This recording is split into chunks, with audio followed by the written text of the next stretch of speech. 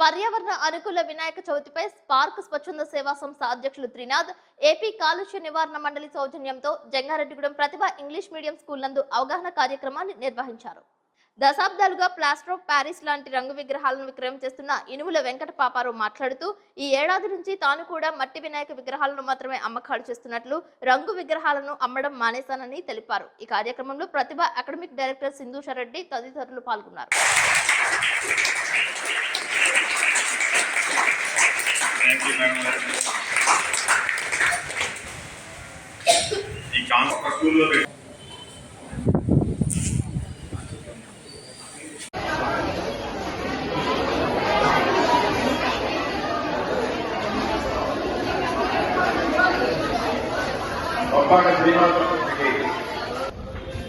పిల్లలందరూ బాగా చదువుకుంటారమ్మా.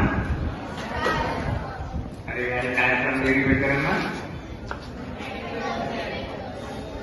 మీరందరూ వినాయక చవితి చేసుకుంటున్నారా? ప్రతి సంవత్సరం. మరి అలాగే ఇవాళ వేదిక పెద్దలకి, మరి ఇంజనీర్ గారికి చాలా విషయాలు గారు తిరుపతికి ఇక్కడ ప్రత్యేకమైన కార్యక్రమానికి వచ్చారు. మరి ఆయన చాలా విషయాలు మీకు చెప్పారు. మీరు అందరూ విన్నారా?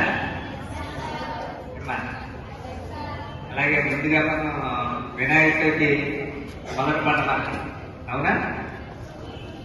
మరి ఈవేళ పర్యావరణ గురించి మాట్లాడారు మా ఇంజనీర్ గారు. పరిశుభ్రంగా ఉండాలి, మట్టి విగ్రహాలే వాడాలి. కానీ ఇది చాలా సంవత్సరాల నుంచి మట్టి విగ్రహాలే వాడాలని అంటున్నారు. కానీ రంగు వినాయకులు వాడటం, ఈ రంగు వినాయకులు వాడటం ఎంత వల్ల ఈ గురు బుధోత్సవం మరియు టీచర్స్ డే శుభాకాంక్షలు తెలుగు. పర్యావరణ అనుకూల వినాయక చవితి కార్యక్రమం అనేది ఆంధ్రప్రదేశ్ కాలుష్య నియంత్రణ అంటే ఉమ్మడి రాష్ట్రంలోనే ఇంట్రడ్యూస్ చేయడం జరిగింది. మనకి ఉమ్మడి రాష్ట్రం హైదరాబాద్ రాజధానిగా ఉన్నప్పుడు హైదరాబాద్లో చాలా ముందుగా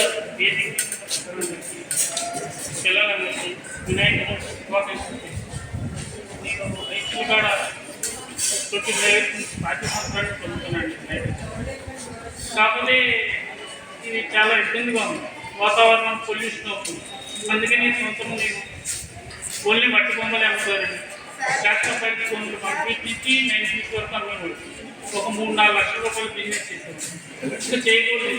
నాతో ఒక వ్యాపారస్తులు మారితే కానీ వాళ్ళు మాట్లాడని నేను ఈ సంవత్సరం అడుగుపెట్టి ఈ బిజినెస్లో దిగేది. మీ అందరి సహకారం ఉంటే నెక్స్ట్ ఇయర్ కూడా ఇంకా మంచిగా చేద్దామని ఆలోచించారు.